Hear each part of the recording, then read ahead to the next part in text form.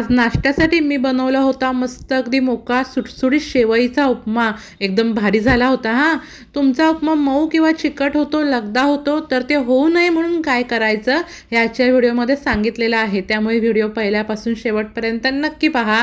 तुम्हाला हा गरमागरम शेवईचा उपमा आहे ना, नक्कीच आवडेल. नमस्कार, मी कृष्णा श्रीकांत गजने कुंभार तुम्हा सगळ्यांचं आपल्या आजच्या व्हिडिओमध्ये खूप खूप मनापासून स्वागत करते. आज मी तुम्हाला शेवई उपमा बनवून दाखवणार आहे. नाश्त्यासाठी एक झटपट प्रकार मी तुम्हाला आज बनवून दाखवते. मी तुम्हाला मसाला शेवई बनवून दाखवलेली आहे, म्हणजे सगळ्या भाज्या वगैरे टाकून शेवईचा उपमा बनवून दाखवलेला आहे. पण मी आज तुम्हाला अजिबात मसाले न टाकता झटपट होणारा पण तितकाच चविष्ट आणि रुचकर लागणार असा हा शेवईचा उपमा बनवून दाखवते. इतका भारी लागतो ना खायला. तुम्ही हा नाश्त्याला एकदा नक्की बनवून पहा, तुम्हाला आवडेलच. हे बघा, इथे अशा शेवया आहेत. आज ह्या शेवईपासून तुम्हाला उपमा बनवून दाखवते. हा बघा, हा आहे आमच्या घरातील शेवईचा डब्बा. यामध्ये आम्ही 5 ते 6 महिन्यासाठी लागणारी शेवई आहे ना साठवून ठेवतो. म्हणजे या शेवईपासून ना आम्ही वेगवेगळे पदार्थ बनवतो. जसं की हा शेवयाचा गोड भात म्हणजे सुकी शेवई, त्यानंतर शेवयाची खीर, शेवईचा उपमा. आम्ही हे सगळे प्रकार ह्या शेवईपासून घरात बनवतो. हे बघा, अशा आहेत ह्या शेवया. कशा मस्त गोल आहेत ना, असं वाटते मोडू पण नाही, तितका सुंदर आकार आहे.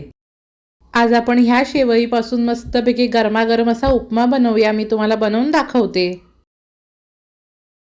आपल्याला किती उपमा बनवायचा आहे त्या अंदाजान अशा शेवया घ्यायच्या. इथे मी शेवया घेतल्यात एका परातीमध्ये आणि या शेवया आहेत ना आपल्याला कुस्करून घ्यायच्या आहेत. एकदम बारीक चुरा नाही करायचा, एकदम छोटे छोटे असे तुकडे राहायला पाहिजे. असे हे बघा, हलके आपल्याला हे कुस्करून घ्यायचे, जसं आपण खिरीसाठी वगैरे करतो ना, अगदी तसंच.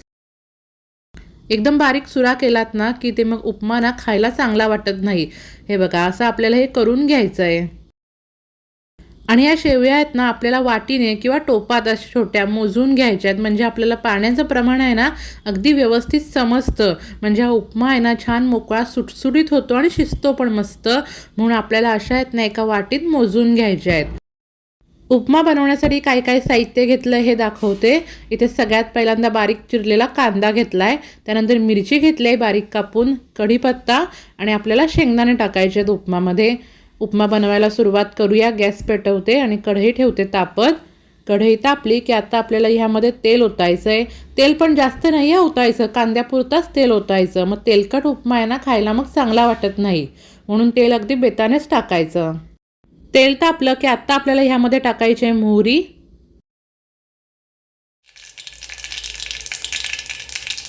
मोहरी तडतडली की त्यानंतर जिरं टाकूया. जिरं असं मस्त फुललं पाहिजे. त्यानंतर बारीक चिरलेली मिरची टाकायची. किती तिखट हवा आहे उपमा त्या अंदाजान हिरवी मिरची टाकायची. त्यानंतर कढीपत्ता टाकूया आणि फोडणी आपल्याला चांगली अशी परतवून घ्यायची आहे, मिक्स करून घ्यायची आहे. त्यानंतर आपल्याला ह्यामध्ये बारीक चिरलेला कांदा टाकायचा आहे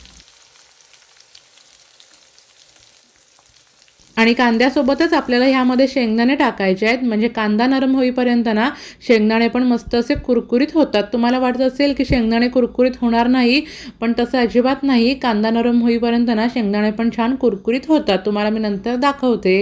आता आपल्याला कांदा चांगला असा नरम करून घ्यायचा आहे. कांदा असा नरम झाला की आता आपल्याला ह्यामध्ये ना शेवई टाकायची आहे. शेवई आपल्याला वेगळी भाजायची गरज नाही. या कांद्यामध्येच फोडणीमध्येच आपल्याला परतवून घ्यायची आहे. एक 3 ते 4 मिनटं गॅस मिडियम करूनच आपल्याला ही शेवई या फोडणीमध्ये छान अशी परतवून घ्यायची आहे. शेवई परतवताना एवढीच काळजी घ्या, ती अजिबात करपता कामा नये, अशी काळी लालसर होता कामा नये. आपल्याला पांढरी शुभ्र मस्त अगदी शेवईचा उपमा हवा आहे, म्हणून आपल्याला छान लक्ष देऊन परतवून घ्यायचं आहे, अजिबात करपवायचं नाही. ह्या शेवया 4 मिनटं अशा मी परतवून घेतलेल्या आहेत. तुम्हाला मी शेंगदाणे दाखवते. बघा, कुरकुरीत झालेत ना, साली पण निघतायत. आता आपल्याला ह्यामध्ये ना पाणी ओतायचं आहे. तुम्हाला मी पाण्याचं प्रमाण सांगते. 1 वाटी शेवई घेतलेली ना आपल्याला 1 वाटीच ह्यामध्ये पाणी ओतायचं आहे आणि हे पाणी पण मी चांगलं असं गरम करून घेतलं आहे. गरमच पाणी आपल्याला ह्यामध्ये ओतायचं आहे. 1 वाटी शेवईसाठी 1 वाटी तुम्ही गरम पाणी घेतलात ना की उपमा पण छान अगदी मोकळा सुटसुटीत होतो आणि शिजतो पण मस्त. असं आपल्याला व्यवस्थित ढवळून घ्यायचं आहे. हे बघा, एवढाच ओलसरपणा शेवईला हवा. या पद्धतीने तुम्ही उपमा बनवलात ना की तुमचा उपमा कधीच मऊ किंवा चिकट होणार नाही. छान अगदी मोकळा सुटसुटीत होईल आणि शिजेल पण मस्त आणि खायला पण अगदी चविष्ट लागेल. आता आपल्याला ह्यामध्ये चवीनुसार मीठ टाकायचं आहे. मीठ आपल्याला व्यवस्थित हे परतवून घ्यायचं आहे, ढवळून घ्यायचं आहे. एकदा तुम्ही उपम्यामध्ये पाणी टाकलात ना की गॅस आपल्याला पूर्णपणे कमी करायचा आहे, कारण लगेच हा उपमा शिजतो, लगेच करपतं, म्हणून गॅस आपल्याला पूर्ण कमीच करून हा शिजवून घ्यायचा आहे. असं सगळ्या बाजून सारखा करायचा आहे आणि ह्याच्यावरती झाकण ठेवायचं आहे आणि उपमा आपल्याला छान शिजवून घ्यायचा आहे.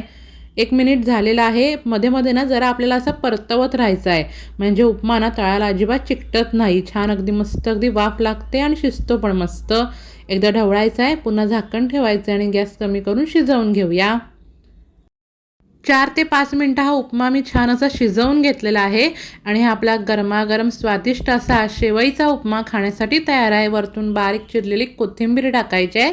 बघा किती भारी झाला आहे ना, अगदी मोकळा सुटसुटीत झाला आहे. तुम्हाला बघूनच समजतच असेल ना, अजिबात चिकट नाही किंवा मऊ नाही, छान मोकळा सुटसुटीत झाला आहे आणि शेवई मस्त शिजली आहे पण. असा व्हायला पाहिजे, एकदम परफेक्ट झाला आहे.